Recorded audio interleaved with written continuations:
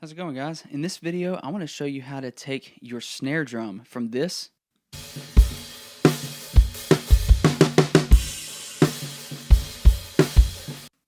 to this with just a few simple EQ moves.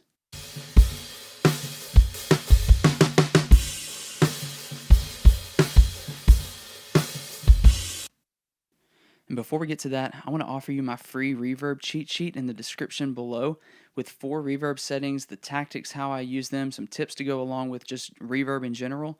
So yeah, hit the link in the description and download those, try them out, let me know what you think in the comments. Alright, so let's get to the video. So there's a number of issues with this snare, and the first I would think is just ringing and bleed. So what we're dealing with is a drum kit that's in a very small drum booth with the drum shield at the front, but it's very small, and so there's a lot of bleed happening, and you're really getting a lot of ringing going on. So that's kind of what we're dealing with the most on the snare in this song. So let's listen again with nothing on it.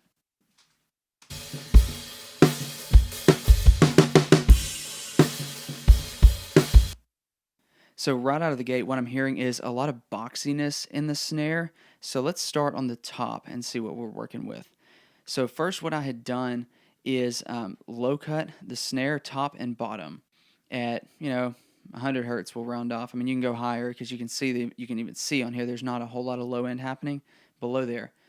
But what we're hearing the most of the issues with are the mids. So let's listen to what we've cut here. I'm going to turn the snare bottom off for this. So I did a cut right around 300 hertz. So you can hear that it's almost a note popping out over in here.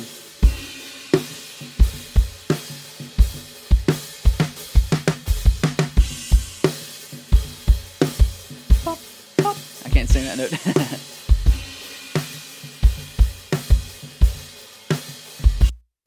So we've done a pretty big cut there, at 300, right around, I moved it over a little bit just then. And like I always say with this, what we're really dealing with is we're taking out the bad to emphasize the good. Because there's so much bleed in these drums, I don't think it's a great idea.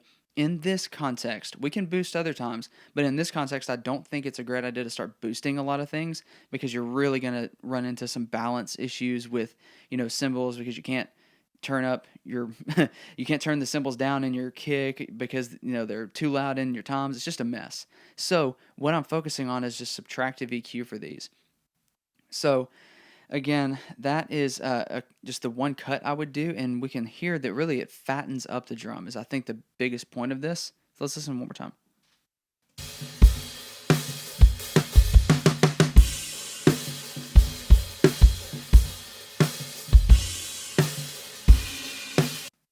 So we've taken our ears off of that nasty mid-range, and now we're really just hearing the beef that lives a little bit below, those frequencies.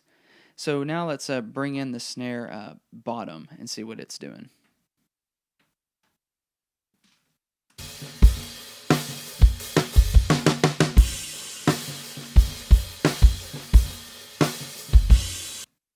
So you can quickly hear it doesn't sound great either on its own. So what we're going to do is we're going to low cut all the junk out of the bottom that we just don't need. I mean, there's really in this setting, there's no reason to have that down there. And we're going to deal with the mid-range. So I'm going to turn the EQ on and let's listen to what we're cutting. I'm going to turn it up a little too high.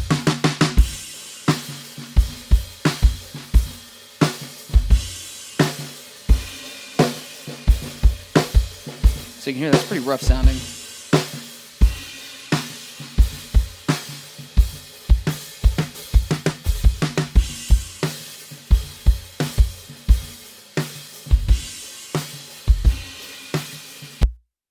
So we can see really for these drums overall, there's a lot of just mid-range buildup that's pretty unflattering. And so I would say for these two cuts that we're doing here, along with the high pass that we're adding, we've cut out just the rumbly low end that we don't need. There's really nothing happening with this drum down there.